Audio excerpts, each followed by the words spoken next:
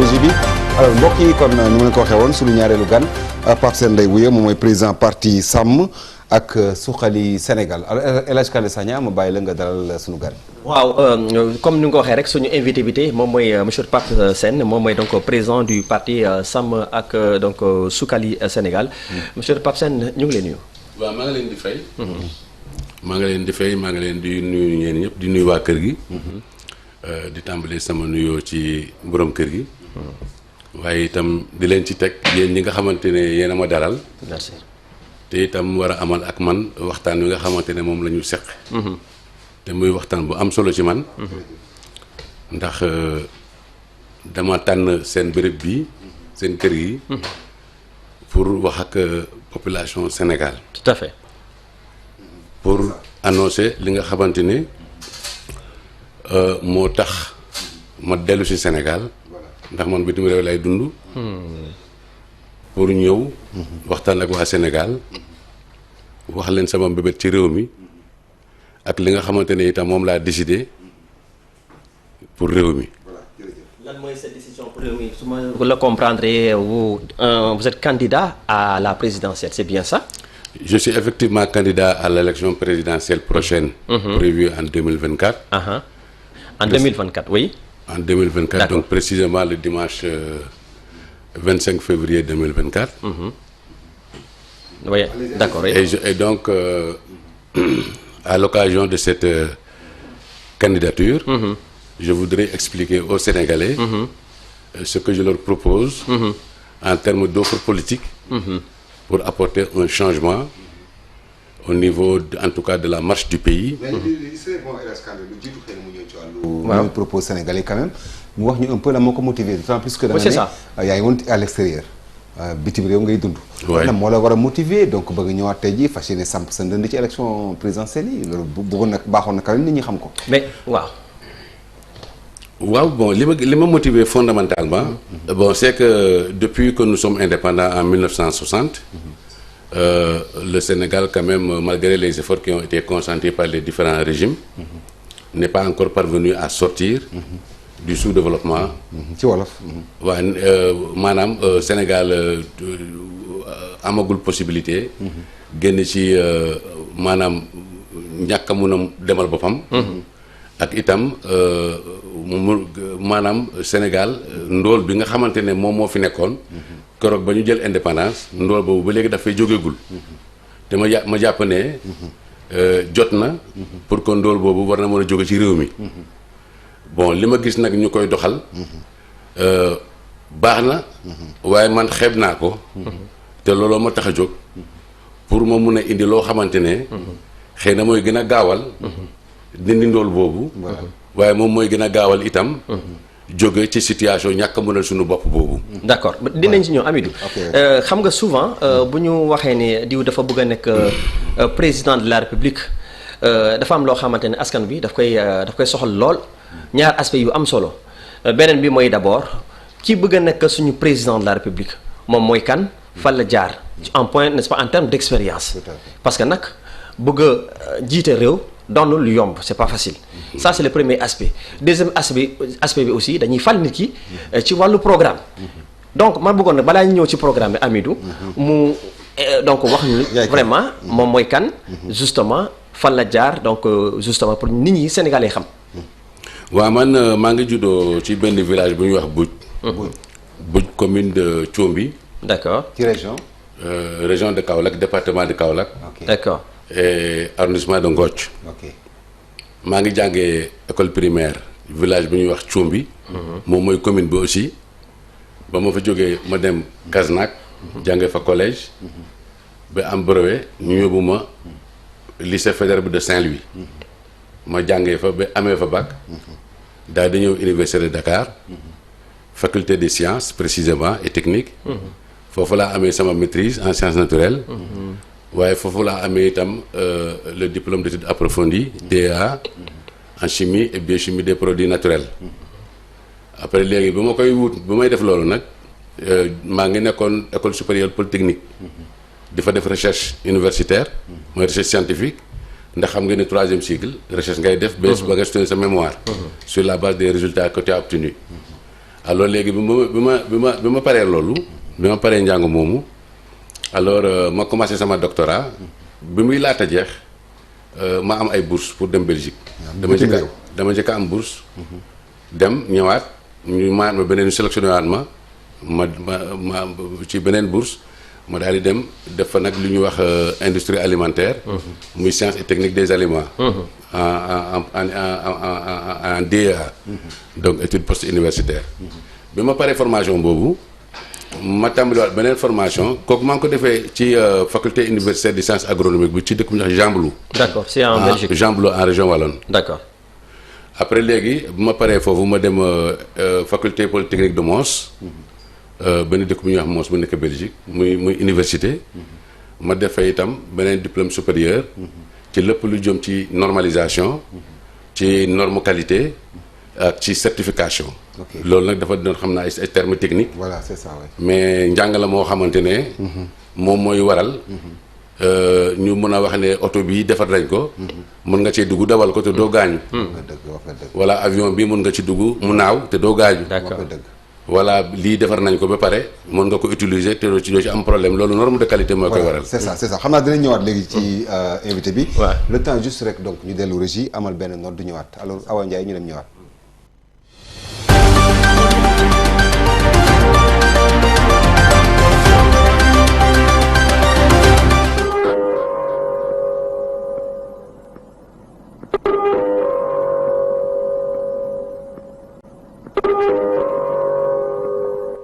waxtu julli wi jot na sëkk nan ko bokk waajal inna salata kanat ala almuminina kitaban mawquta sadaqa allahu alazim bismillah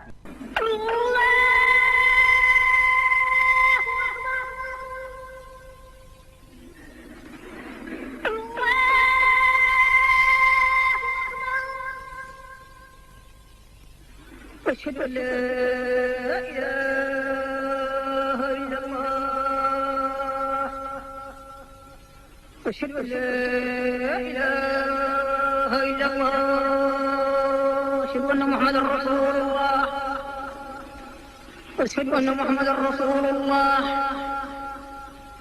أشهد أن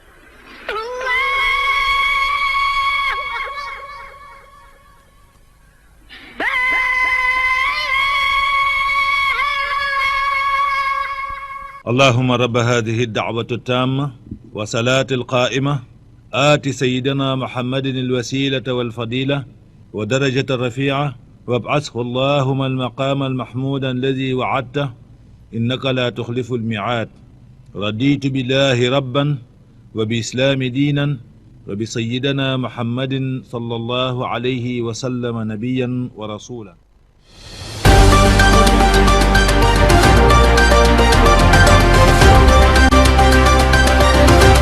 voilà jërëjëf waa Régis ñu ngi leen di gërëm di leen sant alors El Hadj Kane Sagna ñu tolloon ba léegi ci wàllu invité de la rédaction ñu fàttali mbokk yi ngi dalal Pape Sène moom mooy président parti bii di parti Sàmm ak Suxali Sénégal. alors El Hadj ñu dem. voilà donc il était en train de nous faire un peu son parcours sa présentation. waaw après waaw. c'est ça man de am na lu yokk foofu d'ailleurs parce que parcours bi am na solo trop. en tout cas ci ñu jot a dégg. mais généralement souvent dañuy faral di wax naan. Sénégal booy def politique expérience politique def ci baax. boo gee nekk candidat. wala ça dépend. mais dégg mu ba léegi ci sa parcours am benn parti politique boo xam ne jaar nga ci et tout cela est-ce que loolu aussi du ci yàq dara. non mais moi je dirais que je suis né dans la politique. ok parce que j'ai trouvé mes parents en train de faire la politique. donc ci politique laa juddu. la dama fekk sama ay waajur ñu nekk ci politique. nekk aussi ay dirigeants. alors bi ma nekkee Ndar ci année 1981. ci la Sénégal président Abdou Diouf. instauré li ñuy wax le multipartisme intégral. ñu daal di créer ay partis politiques yu bari. notamment de gauche. ma bokkoon nag ci jamono yooyu boobu xale laa. ma bokkoon ci jeunesse démocratique nga xamante ne mu ngi wekk woon ci parti bi ñuy wax LDMPT. d'accord bu Bathily bi. bu Abdoulaye Bathily. léegi ma suivre fa formation idéologique. pendant diir bi ma def nekk Ndar. di fa jàngee. ba noonu ma amee bac. ma ñëw université de Dakar ma wéyal sama militantisme. ci jeunesse démocratique boobu. Dans la base Andropov de l'université de Dakar bi amoon siège en pavillon A. D'accord. Ok, c'est bon. C'est en tout cas très riche comme parcours. xam naa léegi mën nañu ñëw ci c'est important waaw sa parcours pour politique. Peut-être que xëy na nga jeexal rapidement ci sa donc parcours donc universitaire ak expérience professionnelle. su ko defee Amidou ñu dem directement ci moom. ci son offre politique. parce que nag il a campé les débats. contexte bi nga xamante ne ci la créé justement son parti. mais da nga jeexal justement un peu sa présentation par rapport ak sa parcours. waaw bon par rapport à mon parcours professionnel. li ma njëkk a liggéey mooy balaa may dem. bi may def sama kii bi ma inscrire sama doctorat fii. maa ngi doon jàngale école supérieure polytechnique. d'accord. ok ESP. d'accord. waaw maa ngi doon naa fa jàngale microbiologie ak biologie industrielle. bi ma ko jàngalee juróomi at. ci laa dem nag fële. Belgique. bi ma Belgique nag foofu. teel naa fa commencé liggéey. ndax ba may jeexal sama formation deuxième formation bi ci mbirum qualité. ci laa tàmbalee liggéey ci mbirum benn société boo xamante ne day defar ay pièces su avion. D'accord. dans le domaine aéronautique. après léegi bi ma paree loolu. automatiquement ma am liggéey ci industrie automobile. mais ñaari poste yooyu yëpp. maa ngi doon nekk responsable qualité. du suivre la chaîne qualité. de la fabrication. d'une part ci bu njëkk bi. des pièces utilisées dans la construction des avions. beneen bi mooy dans le blindage des véhicules. c'est vrai c'est ça. En tout cas c'est riche comme parcours. Oui. Voilà c'est ça. alors léegi yàlla dogal na ñëw nga. voilà bëgg doon candidat en 2012.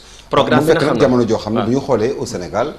li gën a bari ci li nga xam ne moom la nit ñi soxla en tout cas ci mu bokk ci li nga xam ne boo ko un président bu mënti doon boo ko satisfaire en tout cas war nga mën a téye askan wi. muy maanaam li jëm ci wàllu ñàkk bi. pauvreté bi bokk na ci li nga xam ne sénégalais yi soxla lañu kilifa bu koy xeex mu ne pauvreté bi li muy ëmb dafa bari moo xam chômage bi moo xam vie bu cher bi et cetera sa programme yow. waaw léegi avant may entamer sama programme bi ma bëggoon wax rek nii.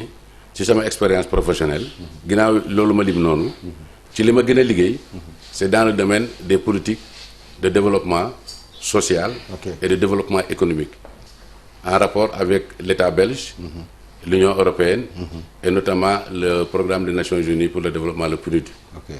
Et j'ai travaillé avec ces institutions publiques pendant presque toute ma carrière professionnelle en Europe. C'est important que je le dise pour que ñu mën a comprendre lan moo tax ma mën a taxaw tey le Sénégal mun naa ko jëmee ci maanaam mbirum développement mun naa ko développer. parce que Sénégal moom soo ko bëggee diriger effectivement il est important que nit ñi xam kan la. waaw très bien kii mooy kan effectivement. waaw très bien parce que ndax est-ce qu'il pourra apporter de par son expérience professionnelle. de jaar-jaaram également est-ce que aujourd'hui ce candidat là. tey jii pourra répondre de manière favorable n'est-ce pas aux préoccupations des Sénégalais. exactement. voilà et Amidou a posé une question assez importante. c'est-à-dire que on dañuy élire suñuy élire maintenant on va élire la personne sur la base n'est-ce pas d'un programme son offre politique tey lan nga proposer Sénégalais effectivement pour mën a diriger justement le Sénégal. Bon, la première chose que je propose aux Sénégalais c'est d'abord ce qui définit le nom de mon parti.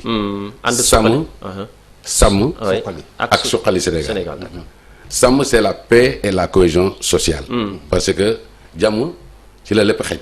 si on n'a pas la paix on peut pas développer le pays. loolu moo tax nag ma jóg pour gën a defar gën a renforcer jàmm ji nga xamante ne moom lañ fi fekk. ndax Sénégal réewu jàmm la. perturbation yi am actuellement nii. benn facteur dong moo koy indi. mooy lu ñu tuddee politique. waaye bu weesee politique Sénégal amul problème de religion amul problème ethnique. d'ailleurs sax les ethnies cousinage bu mag moo ci nekk. cousinage boobu da nga koy fekk ci famille yi. à l'intérieur des familles et entre les familles. à l'intérieur des ethnies et entre les ethnies. Et on parle même de cousinage à plaisanterie et de dialogue islamo-chrétien également. De dialogue islamo-chrétien également ñu ngi koy wax. pour nga gis ne Sénégal am na ay atouts. am na ay remparts yoo xamante ne moom mun na ko garantir une paix durable. donc léegi nag ma bëgg a consolider loolu. ni ma koy consolider mooy. bés bu nga xamante ne Sénégalais yi def nañ confiance. sama candidature. ba dënk ma réew mi. je vais apporter ce qu'on appelle un apaisement de l'espace politique sénégalais. ni may indi apaisement. jàmm ci diggante politique yi. waaw jàmm ci diggante ñi politique Sénégal. parce que moi je ne considère pas les responsables des autres partis politiques comme des adversaires. moi je les considère comme des partenaires. képp koo man su ma nekkee ci nguur gi. ñi nga xamante ne ñooy nekk ci opposition parce que nguur gu ne daa soxla opposition. parce que boo amul opposition doo mën a xam li ngay liggéey baax na wala baaxul. du yomb nag monsieur Sène. lu tax ma ne du yomb mooy généralement ce qu'on constate en Afrique mooy les dirigeants du ñu nangu que opposition bi di leen di critiquer il faut accepter que aussi même boo ko waxee boo toggee ëllëg ca palais ba doo ko nangu de. man dinaa ko nangu. yaakaaruma ko de. li tax dinaa ko nangu. waaw man diriger bëgguma diriger Sénégal. pour nguuru. man dama bëgg a diriger Sénégal. pour jaamu Sénégal. parce que mon objectif c'est de développer le Sénégal. Et si je ne parviens pas à développer ce pays. à le sortir de la pauvreté. j'aurais considéré que j'ai échoué ma mission. oui d'accord mais maintenant. je sais que programme bëri na te temps bi. vraiment dafay xaw xat tuuti. mais dañuy ñëw rek ci ponk yi nga xamante ne parce que nag Amidou wax nga ko tout à l'heure contexte de la création de ce parti. tey ci wàllu par exemple pauvreté. naka nga lan nga woo fas yéene tëral effectivement bu ñu Sénégal pauvreté chômage parce que bu ñu waxee noonu parce que loolu mooy li nga xam ne aujourd'hui moom la Sénégalais gën a soxla. voilà loolu tant que mu ngi am ci réew mi rek jàmm mën na fi am. li solal Sénégalais yi tey mooy ñàkk bi ak ñàkk xëy bi waaw ak vie bu cher bi aussi. waaw bon léegi loolu mooy li nga xamante ne moom laa leen ci loolu laa bëggoon def. effectivement ñàkk bi soo ko bëggee dindi parce que ñàkk mi ci nit ñi la nekk mais boo gisee mu am ci nit ñi dañoo amul liggéey bu baax. La plupart des Sénégalais amuñu lu ñuy wax un travail décent. parce que dafa liggéey de façon. am na lu ñuy wax travail décent mooy liggéey bi nga xamante ne lan lay fay. di nga ci mën a fat si ay aajo ak sa aaju njaboot. ba lépp mat nga am ci sécurité sociale. am ci accès aux droits sociaux. ba pare am loo denc loolu mooy un travail décent. bépp liggéey booy def ñu lay fay. te amuloo sécurité sociale maanaam boo retraité ñu lay fay. amoo accès aux droits sociaux. donc ay lu mel ni ay assurance santé. soo feebaree wala sa doom bu feebaree wala sa soxna feebar mu mun a faju. ndax tey da ngay xool da ngay gis ko accident dem hôpital ñu ne la fii boo fayul doo faju. donc dañ koy on assiste à des scènes du genre. donc loolu moo tax fu mu nekk nii liggéey moom lay wutal sénégalais yi. waaye man liggéey décent laa leen di wutal. su boobaa léegi li ma koy wutee mooy benn. Sénégal dafa am ay filières ay je veux dire des secteurs économiques clés. de base ñu donn ko. muy lan muy agriculture. muy mbay. deuxièmement muy sàmm. troisièmement on a 750 kilomètres de côte atlantique. plus 4 fleuves qui arrosent le pays. kon war nañoo mën a développer pêche. ak activités yi nga xamante ne ci mbirum napp la jëm. ak mbay mi ba fàttali aussi am presque boo xoolee mbay mi. bi fi Sénégal doone ba Sénégal ba léegi en tout cas je vais démarrer par Abdoulaye Wade ba ci Macky Sall ku nekk ci ñoom am na programme boo xam ne mettre na ko am na ay Goana am na ay Reva ab ANIDA qui est toujours là. c'est ça ANIDA qui est toujours là qui est chargé de tout cela mais malgré tout cela dont l'objectif était tout simplement de permettre aux jeunes de retourner vers l'agriculture. Mais qu'est-ce qui va faire la différence la mooy différencier ak loolu quand même. man du ma def loolu ñaari programme yooyu yëpp je les considère comme ay programmes yoo xamante ne du lu Sénégal waroon def. Ah bon? Non.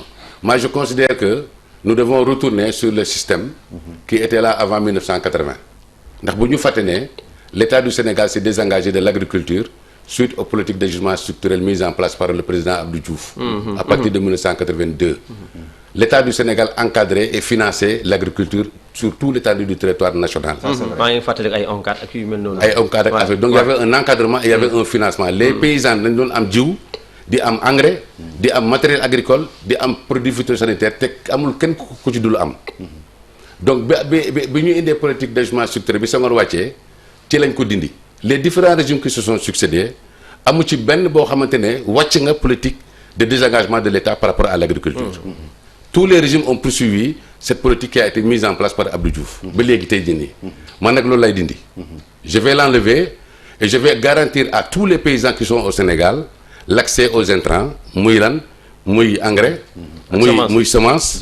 muy jiw produits phytosanitaires et l'accès également au matériel agricole pour tous les paysans, je dis bien, ainsi que la mise en place comme les tracteurs. Mais souvent aussi il y a les banques qui posent problème par rapport ak ñi nga xam ne ñooy baykat yi. foofu ban intervention nga fay def. Moi je précise, je confirme ce que vous dites en disant que le crédit bancaire au Sénégal consacré à l'agriculture est de 5% de l'ensemble du crédit bancaire qui est sorti pour toutes les activités confondues. 5%. 100 francs yu banque yi leble 5 francs dërëm. non waaw dërëm ah. moom mooy dem ci agriculture. loolu dinaa ko changer. nan laa ko changer. Moi, je vais renforcer notre système financier parce que notre système financier, il n'est pas adapté pour permettre le développement du pays. Et tant que nous aurons ce système financier au Sénégal, nous ne connaîtrons pas le développement au Sénégal. Okay. Et comment je vais le changer? Je vais introduire deux notions fondamentales. Lesquelles? La première, c'est que je vais mettre en place au niveau public d'un système de fonds, des institutions de financement publics. Qui vont jouer le jeu entre le financement direct des acteurs économiques qui nga xamante ne institution yooyu de financement yooyu ñoom dañuy bëgg di financer ñi nga xamante ne ñoo nekk ay liggéeykat ñoo yor ay liggéey te soxla xaalis directement di leen lebal dafa leen di yombalal vraiment accès financement. waaw noonu da leen di lebal pare di ko yombalal. c'est ça c'est d'accord waaw ñaari lay boole. d'accord ni mu koy yombalale mooy lan mooy day am partenariat diggante ñoom. ak banques yi nga xamante ne tey jii nii boo gisee du ñu lebal nit ñi. c'est parce que amuñ garantie pour leble yi ñuy joxe te banque mu leble te amul garantie. c'est vrai te ñi nga xamante ne ñoom la ñuy lebal muy entreprise yi. di béykat yi di nappkat yi di sàmmkat yi ñoom amuñ garantie. kon boo fa demee doo am crédit. mais léegi état bi dafa war a intervenir foofu mais avec des institutions financières liées à l'état. pourtant boo xoolee. état xalaat na lu mel noonu. à travers l'ORECA n'est-ce pas donc kii entrepôt yi nga xamante ne Driss Junior Diallo. effectivement moom mu ngi koy kii. mais man maa ngi ñëw si surtout nag monsieur Sène xam nga Sénégal dafa toujours ci sa programme.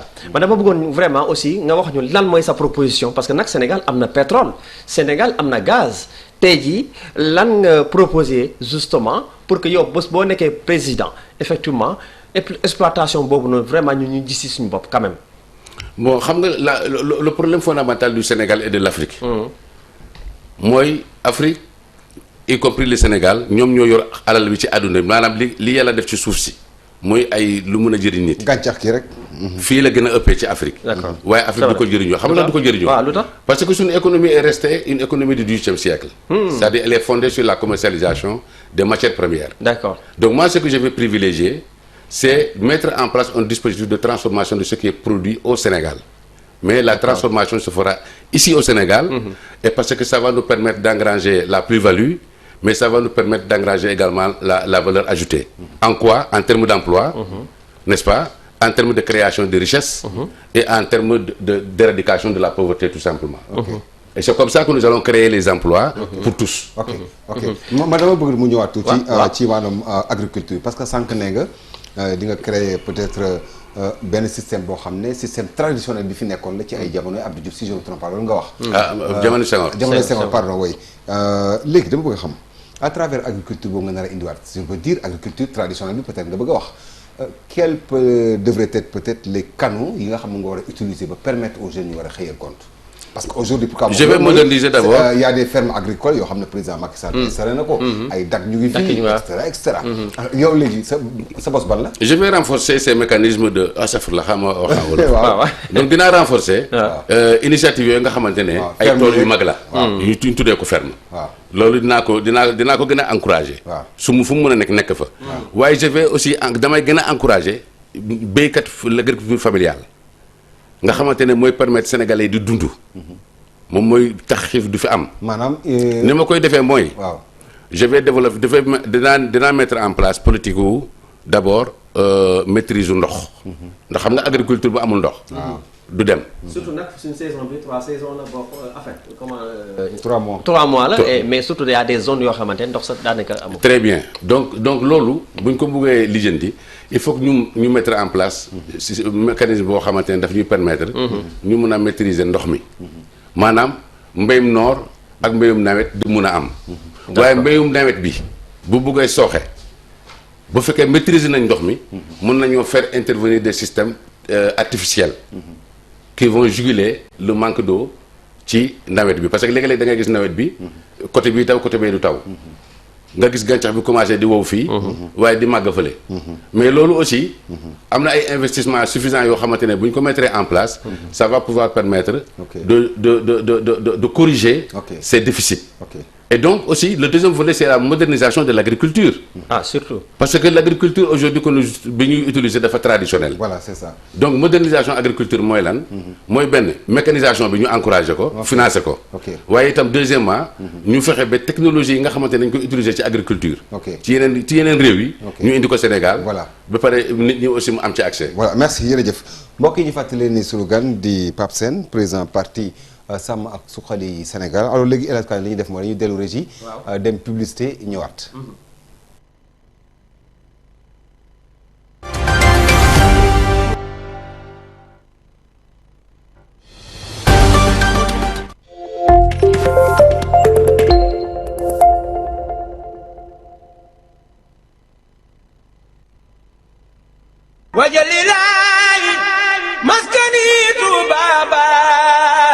maa ngi gën a yeesal sama jaayante di gën a feddali sama laxsaay ci Touba Ca Kanam gi am naa ci yaakaar nag bu baax a baax a baax a baax fa tabaarakallaahu liggéey bi taxawaay bi mat na sëkk rafet na sell na fa tabaarakallaahu lépp nag dama koy daal delloo si nag ci sëñ Abibu mii taxawaay bii du taxawaay nit kese tëgguma ko waaye seet naa ko parce que mat na sëkk yitte ji réy na lool ngor gi mat na jom ji mat na dogu gi mat na itam lépp ndax delloo na lépp ci sëñ Tuubaa loolu moo tax ne kon liggéey bi dama xel daal na ci bu baax a baax liggéey bi nag liggéey bi jaayante la liggéey bi yëg-yëg la waaye murid moom def lu man murid da ngay def sëñ Tuubaa loo man mu defal loo mënut nga defal ko sëñ Tuubaa loo mënut mu defal loo jom sëñ Muntaxaa ne bu laa suuf te kenn ku ne gis nañ ci doxee kon maa ngi woo ñëpp seex sëñ Tuubaa seexal seen maam nañ yëngu ci liggéey bii ndax kenn ku ne ci yéen sëñ Tuubaa ba muy teral sa maam kenn sa maam kenn la woon sëñ Tuubaa teral ko def ko la ko def ba foo jëm ñu del tere nga sëñ Tuubaa kon 2 millions murid yi soxla maa ngi koy sakkuwaat ci murid yëpp ku ci bokkutoon nag ñu bokk ci te ku ci bokk na nga fas yéene góorgóorlu ba li ñuy wax ak yéen ñu def maa ngi ñaan ci barke Seex Xaadim ak weer yu ñu jublu mu weer sëñ Ramadan bu baax koo def yàlla fay sa aju te doo wéra di waaw loolu xaas def barke sëñ bi dana am incha allahu taala.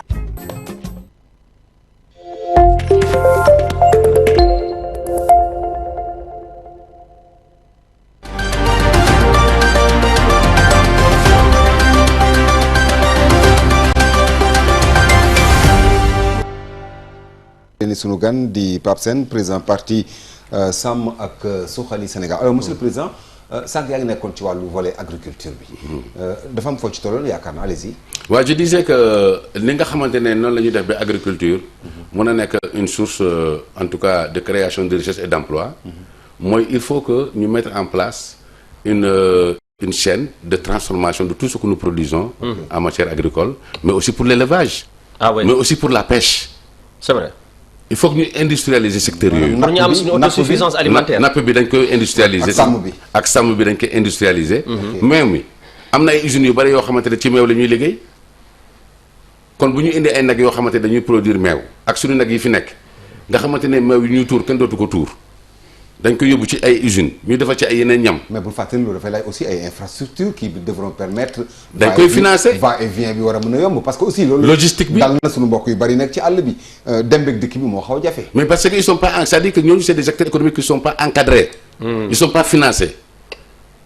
problème bi nga xam ne fan la nekk il faudrait que le Sénégal mette en place un nouveau système de financement de l'économie. Parce que loolu moo fi amul. D'accord. Les Sénégalais doivent comprendre que le marasme économique qu'il y a aujourd'hui est entretenu par l'absence je dis bien de mécanismes de financement du développement loolu moo fi amul. waaw ok donc da nga jàpp ni levier yi nga xam ne ñoo ma gën a mën a suqali Sénégal tey jii levier bi ko gën a mën a suqali c'est l'agriculture. agriculture moo ci jiitu. waaw parce que dinañ lekk dinañ am xaalis parce que dinañ am liggéey. Ça va créer des emplois pour tout le monde. Et c'est des milliers de Sénégalais ou des millions de Sénégalais qui vont trouver des emplois à travers les industries, à travers la production primaire agricole, mais à travers la logistique aussi, parce que di nga transporter.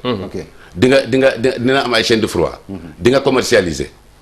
loolu yëpp c'est des entreprises yoo xamante ne dañu war a fonctionner. mais ils vont créer des emplois en pagaille. c'est ça d'accord Kandé. d'accord oui peut-être que xëy na sama préoccupation peut-être un peu ci côté balaa may ñëw ci wàllu éducation ak santé. mais ci wàllu pêche. vraiment licence de pêche yi nga xamante ne parce que parfois on est surexploité. C'est ça qu'il faut aussi dire.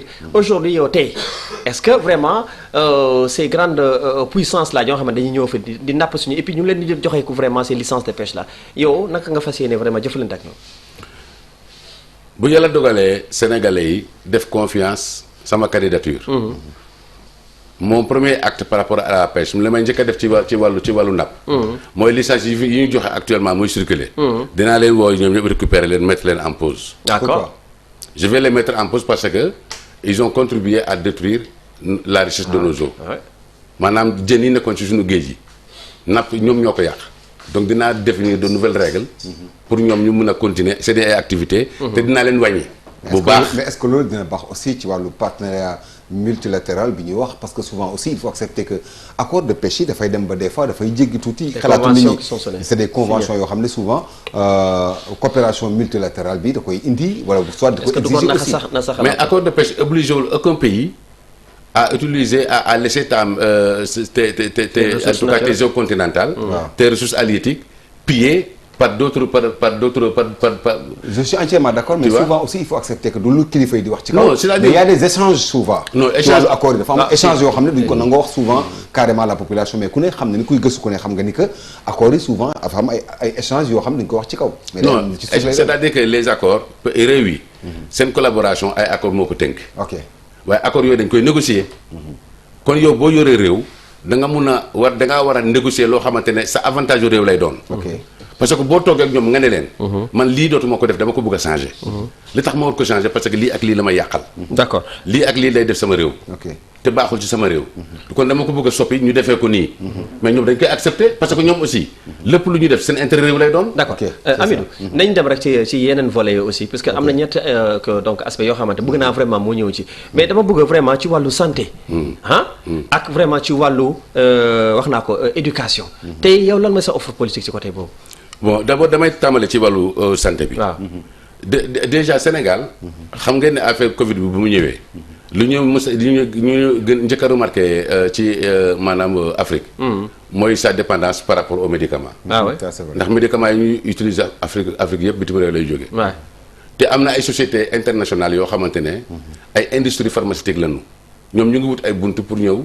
investir installé wu en Afrique créer fi ay industries pharmaceutiques yuy defar ay médicaments pour tout le continent. ah oui man su ma Sénégalais yi joxee seen confiance en 2024 li may njëkk a def ci côté médecine mooy je vais mettre en place un accord pour que ma mun a installer au Sénégal une industrie pharmaceutique oui de dimension africaine. comme l'Inde comme lu gën lu Inde def. ah bon waaw parce que déjà man dama liggéey ci dossier boobu ba noppi.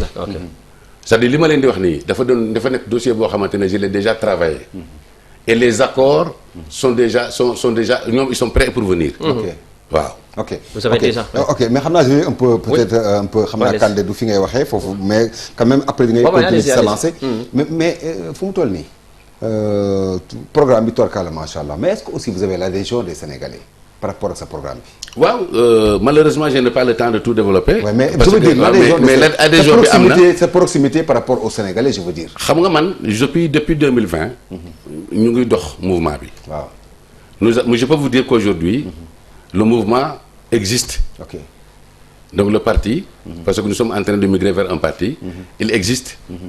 et nous avons des bases dans toutes les régions du Sénégal. ok nous avons des bases également dans tous les pays où se trouve la diaspora sénégalaise. ok muy côté Amérique. muy côté Europe. muy fii ci continent africain bi. donc fu ci nekk am nañu fa ay nit. mais pendant ce temps ñu ngi wax mbirum parrainage parce que nag aussi. jàpp nañu ne foo ñu xool ba ñu réguler affaire boobu. tey est-ce que cette équation ne vous empêche pas de dormir. mais non ça ne nous empêche pas de dormir. parce que de toutes les façons. wóolu nga sa bopp quoi. wóolu naa sama bopp. moi je sais que bu fekkee ne. parrainage moom mooy tax nit dem élection. pour man jàpp naa ne dinañ am le nombre de personnes yi qu'on demande. bu dee caution bi wàññiwuñ ko ci dialogue bi. buñ ko fixé à un montant donné. Nous allons avoir également le montant qu'il faut pour payer la caution et participer. Parce que nous sommes résolument déterminés à changer ce pays. Et donc pour changer ce pays il faut le diriger. Et il faut convaincre les Sénégalais pour que ñu mun ñu def confiance. jox ñu réew mi. lépp lu ñu leen wax fii. amul lenn loo xamante ne dañ ci li ñu fi def. en tout cas sénégalais ñu ngi koy noté. wax nga ci wàllu agriculture wax nga ci wàllu pauvreté naka nga ko fiy mën a jëlee ak aussi ci wàllu santé c'est des secteurs assez clés tous les secteurs sont prioritaires mais nag xëy na on peut pas peut-être lépp wax lépp. nañ ñëw ci éducation su ko defee après Amidou. moi j'aimerais bien après ñëw ci vraiment les récentes actualités yoo xamante ni fii. parce que nous avons un problème de temps parce qu'il ne reste que 2 minutes. Il reste que 2 minutes. Voilà, c'est ça. Ouais. Ah bon, d'accord. Alors là, donc éducation, oui. D'abord, il faut savoir que éducation. C'est vrai qu'il reste 2 minutes. Voilà. Il y a le contenu, il y a la logistique. Oui. Madame, il y a également les locaux. Sénégal dafa am ba léegi abri provisoire. Donc yooyu dañ ko war a man bés bu ñu yàlla joxee réew mi. abri provisoire. Très bien. Dañ ko dindi progressivement bi mu set. D'accord. waaye itam liggéeykat yi nga xamante ne dañ nekk dans le secteur de l'enseignement. muy surtout enseignement privé. ñu leen di fay ay salaires yoo xamante ne c'est pas des salaires décents comme je l'ai dit tout à l'heure. Moi je vais mettre en place une politique qui va éradiquer cette injustice sociale. D'accord. dont sont victimes ces acteurs de l'enseignement. Qui enseignent avec des salaires sans assurance sécurité sociale. Sans également accès aux droits sociaux. amuñu retraite amuñu dara. Voilà. net à payer la ñuy am te souvent ils sont mal payés. D'accord. Amidou me fait signe voilà, c'est ça. nous sommes arrivés au terme. Voilà, mais soo ma permettre rek. parce que waaw réalisateur mu fait signe. oui comme quoi que pare nañu. voilà xëy na si ñaar ponk yooyu rek justement da koy donc ramasser. donc l'actualité reste dominée effectivement par récentes manifestations yi nga xamante ne vraiment ça fait ses lots de victimes en tant que leader n'est-ce pas d'opinion mais aussi au même moment se tient n'est-ce pas le dialogue national tey si ñaar aspect yooyu tey ban commentaire nga si def. waaw dialogue national bi bu dama ne dialogue c'est une vertu. Le Senghor disait que le Sénégal est un pays de dialogue. Donc pour moi le dialogue doit être un processus continu et périn. D'accord. waruñ toog rek ba problème am ñu nekk ay dialogue. dañ ko war di def régulièrement. ah oui c'est clair. kon jamono yi ñu koy def jàpp nga ni jaru ko woon. non jar na ko. non jar na ko. balaa ñu bañ a dialogue parce que lu munti xew ci àdduna. dialogue moo koy fay. ok ok waaw lu munti xew dialogue bu dialogue amul dara du sotti. jàpp nga ni dialogue bi aussi mën a doon solution de sortie. mais le dialogue sera toujours une solution. pour trouver des solutions. voilà merci monsieur Sène en tout cas amoon nañu mbégte dalal sa kàddu gu mujj. merci beaucoup. merci jërëjëf. voilà El Hadj Kane Sagna jërëjëf. waaw kontaan nañu trop Amidou. voilà donc vraiment ci première partie bi. mais aussi la deuxième partie nous avons effectivement comme invité Pape Sène il est le président du parti donc Jàmm Sàmm ak Suxali Sénégal. voilà et très bonne chance. voilà merci mbokk yi ñu koy gërëm di ko sant mu nekkoon Pape Sène di président parti Sàmm ak Suxali Sénégal ñu koy gërëm di ko sant bu baax a baax di la souhaiter aussi bonne chance. espérant peut-être ci élection présidentielle yi boo commencé sa campagne nous serons les premiers à vous recevoir. justement c'est sûr il y a fii laa defee déclaration bu ñu commencé la campagne. waaw élection présidentielle nous serons les premiers à vous recevoir. je serai si vous êtes disponible je serai tout fréquent ici. ok y a pas de problème merci. voilà jërëjëf kon mbokk yi ñu koy gërëm di ko sant di gërëm di sant El Hadj Kane Sagna mi ko seqaloon première partie bi ñu àndaloon ci ak soxna Sira Béatrice Ndione ak ki nga xam mooy sunu consultant Ousseynou Diouf.